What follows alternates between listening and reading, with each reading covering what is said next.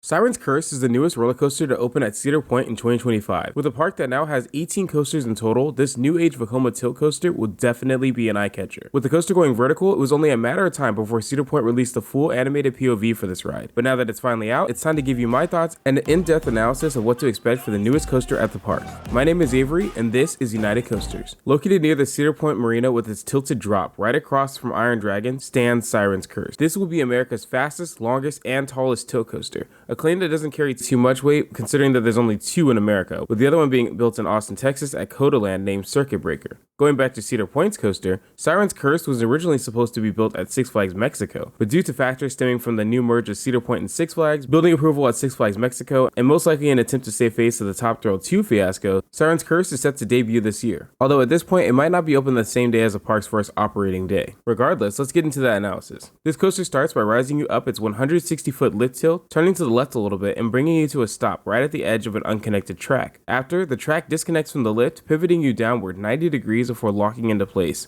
Seeing the animated POV doesn't do this moment justice, so we can look at the only operating Vekoma tilt coaster, Gravity Max, at Discovery World in Taiwan to see what this might look like. Considering that Sirens Curse is both 46 feet taller than Gravity Max and is placed at the end of Cedar Point's main midway, watching this moment will be awesome. Once the coaster brakes release you, you're immediately sent down, banking to the left, straightening out, and rising into a dive to the right. The quick transitions of forces on this and the layout altogether is going to be insane. After the dive, you're immediately thrown into the first of two inversions, a low to the ground corkscrew. This element is angled slightly upward, going higher into an exit of a right turn. It's immediately followed by an off-axis drop to the left and a sort of wave turn drop to the right before dropping lower under a walkway. This fast-paced triple down might be the best moment of the ride, and I'm thinking that it will have similar forces to that quad down at the end of Lightning Rod at Dollywood. And since this part falls under a walkway, I can only imagine the pictures and videos you can get at this part while watching Sirens Curse. After rising up to the left from under the walkway, the coaster sends you to the right and down on another low to the ground moment. It then rises as it pivots you to the left and into another corkscrew.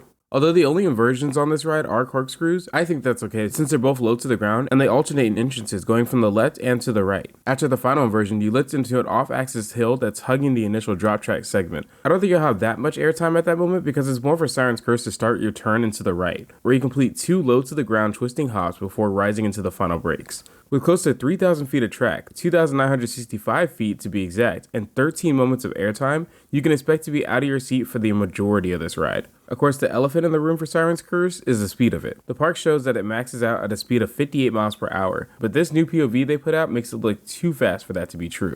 Honestly, if you look at the official POV video again and just set the speed to 0.75, Sirens Curse just flows better. Just make sure to subscribe to my channel before you do. Comparing Sirens Curse back to Gravity Max, we can see that the coaster does pick up quite a bit of speed after the initial drop. And because Gravity Max is smaller in track length comparison, I guess we'll have to find out if Sirens Curse can keep its speed maintained throughout its entire course. I'm just glad to know that if Gravity Max is going at 56 miles per hour and Sirens Curse is slated to be at 58, then I know this ride is going to be fast. Regardless, on topic of the layout, I'm glad that Vekoma isn't making Sirens Curse just a gimmick coaster, as the layout after the tilt track looks to deliver some pretty great elements. Comparing it to another gimmick coaster like the B&M Dive Valraven right next to it, Sirens Curse looks like it's adding in a little bit more than just the tilt track alone. Also, I think it's really funny how both crowd-pleasing coasters with insane first drops are stationed right next to each other. Moreover, this coaster has effort in theming with an actual story. Sirens Curse is all about the mermaids, or sirens, of Lake Erie, who would entice sailors, bringing them to the depths of the lake. And just how one would take a plunge into the water, this coaster does the same with the tilt track, on how it makes you linger over staring down until it drops you into the rest of its layout. There's also onboard audio and lights on the train itself to fully sell the theming. Sirens Curse looks like a complete ride, and is yet another unique coaster at both Cedar Point and all of North America.